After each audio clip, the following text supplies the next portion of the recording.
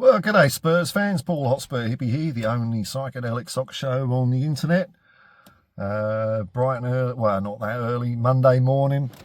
Beautiful day at last in Sydney. Again, it's nice.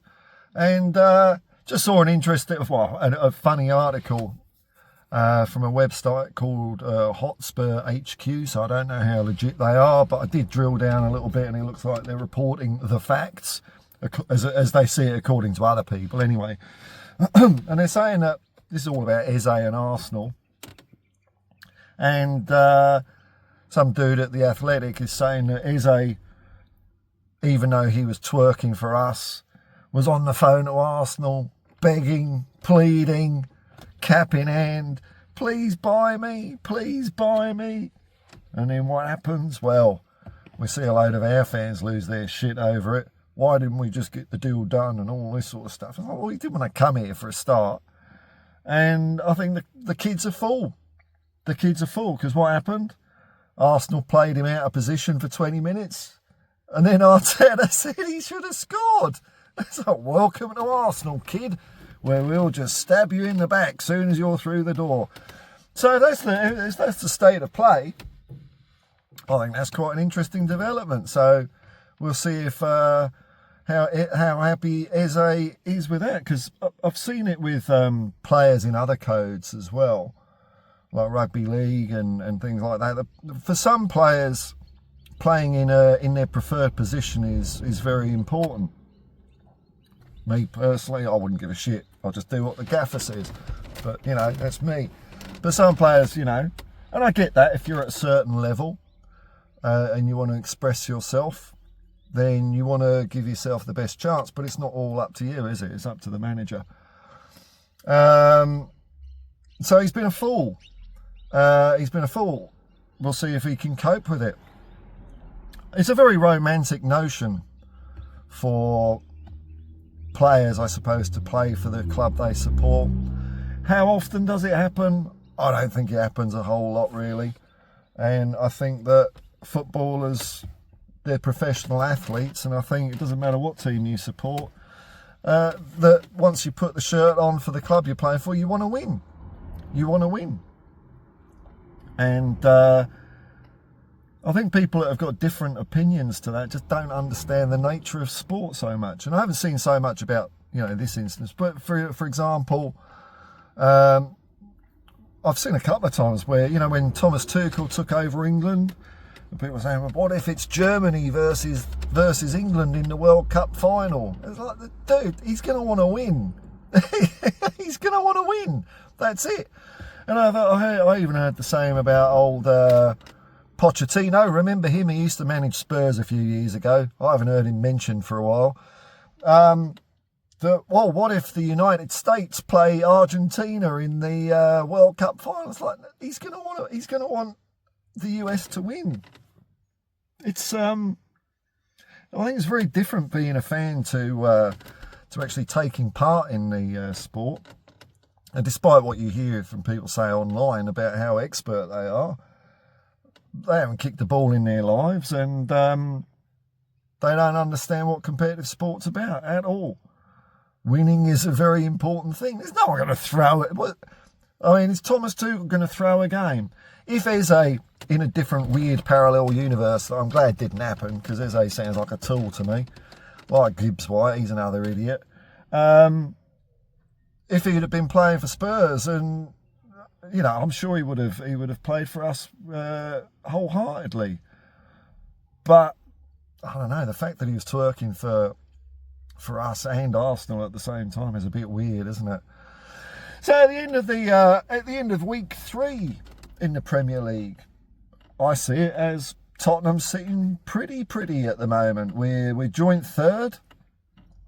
Or maybe that means fourth, maybe on goal difference, something like that. We're at the pointy end of the table. That's the important thing. I think I'm just going to not have to watch Spurs media. I'm just going to focus on the team on this channel, because it just winds me up too much, basically. You know, I saw something the other day on the, you know, it's the Circle Jerk channel as usual. oh, what was it, Spurs 5, you know, you got a couple of people saying, oh, calm down, everyone needs to calm down, it's early days, blah, blah, blah, and then they'll do a post, yeah, but Solanke and Richarlison, they're a bit shit, aren't they? It's like, unbelievable, man. We've got 2 weeks break, so I'm going to focus on getting my videos daily and getting back doing more streaming. I think I'll start that tonight. Spread a bit of levity and joy about the place, you know, and not take the whole thing so fucking seriously. I mean, you know what I mean? Serious up to a point. Because, you know, we're all passionate about the team, but I think a bit of perspective is required sometimes. I really do. Just, you know, we don't have any effect on what's on the pitch. I think Thomas Frank is doing a great job so far.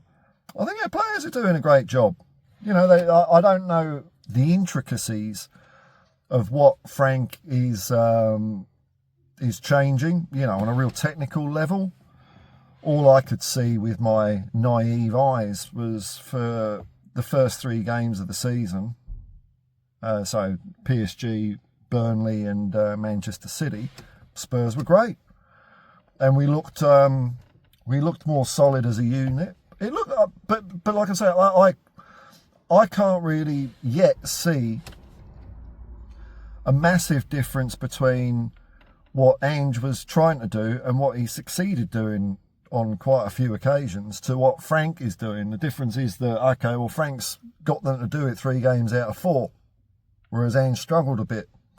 But as to the actual, you know, what do the fullbacks do and all that, I can't see too much difference. I see that we're pressing high, we're being aggressive.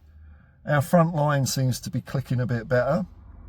Our midfield seems to be not taking any prisoners. Our back line, I mean, like a shining light out of the game against, I've forgotten who we played now because we lost. I don't care. Bournemouth, that was it. Hey, Vicario. Vicario's another player that has been getting some unfair flack from a lot of people. He did some good saves, man. He did some good saves. You know, I think we're better off having Vicario than Onana. So even though I don't look over my fence too much, I do have a little peek from time to time. So it's nice to see that the old Arsenal Eze thing could just be a complete mega flop. That'd be brilliant. And Manchester United are still awful for no reason. Oh, what was the other signing? Garnacho at Chelsea. Oh my lord. I don't know who got ripped off with that one. He's useless. I don't know. Chelsea seem to just buy up anyone, don't they, really? Buy up anyone. Oh, Todd Bowley. Let's play ball. I still don't, he just doesn't have a clue, does he? He just keeps on splurging money on shit players. I mean, who's he got right? Joe Cole? That's about it, isn't it? I don't think anyone else is really shining. I mean, they had a fairly decent season last year. I didn't watch them too much. Who else is there? What about London teams? Well, Crystal Palace seems to be doing all right. West Ham had a win. But I can't see Potter lasting in that job. I think 2 more losses and he's gone. So, out of a lot of teams, you know, and other teams, I mean, Aston Villa are starting off with a bloody shocker, aren't they? What's going on there? Coach Maestro, what's his name? The Aston Villa's manager. What's his name? I keep thinking of Iriola. But Iriola, he looks like Dr. Octopus out of Spider-Man 2. The other one, he's Unai Emery. What happened to his acumen then? Are all the Aston Villa fans up in arms? Yeah, are they? I mean, I don't watch Aston Villa stuff, so I don't really watch much fan TV in general because from what I've seen, and I sort of saw this around the time that we signed Kudus, and we were going through the Gibbs White thing. I had a little sneaky peek at some Nottingham Forest and West Ham channels, and if they're the way the Spurs channels are, they're just going to be slagging off everyone on their own team anyway, because that's what the internet does these days. People have forgotten that we've got to stand together. Stand together, we've got to be united. And I'm not talking about, you know, I heard people say, oh yeah, you like it one way in football but not in politics. It's like, yeah, because it's not politics, is it? It's a football team. It's supporting a football club. I'm not talking about taxation or anything like that. I'm supporting a football team. It's pretty bloody easy, and I need to point out to people, it's completely different to running a fucking country or sort of treaty organisation. It's a football club. It's a bloody football club. So no, there's only one way. Back the team or fuck off. That's it. So I'm quite nice and chill about all things Spurs related at the moment.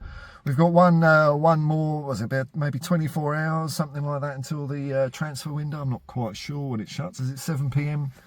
Tonight? So it might be tomorrow morning. I'll wake up and that's it. Transfer window's done, finished. We don't have to talk about that anymore. I just want it finished. Just want it finished. I don't think, it doesn't look like we're going to get anyone through the door. I think it's been a good window. To sum up the window, I think it's been really good. Like I was saying the other day, you know, Kudus, Paulinho, and Xavi. 3 really good buys, and then you've got a couple of other ones that Vuskovic has gone out on loan, hasn't he? So that's a strange one. And then Katai got injured very quickly. I mean, I guess one thing that's confusing me a little bit is a lot of our academy players are out on loan, but I guess we got a lot of players, haven't we? So, you know, there's still murmurings that Basuma might be going to Galatasaray, but we do have to get some players off our books, and I suppose the line of least resistance, unfortunately, is loaning out academy players. But at least there are loans in the hole.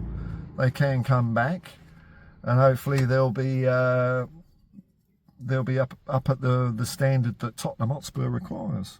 But we'll see what happens. That's all down the track. Got 2 weeks off. Put your feet up and wait for West Ham, which I usually go 5-0. But West Ham's always a bloody boring 1-1 draw, isn't it? It's always a shit game. So we'll see what happens there. Different managers on both sides though now, so maybe it'll be an exciting blockbuster and we'll win 13-1. You never know. Anyway, until next time, folks. Peace and love, man, and come on, you Spurs!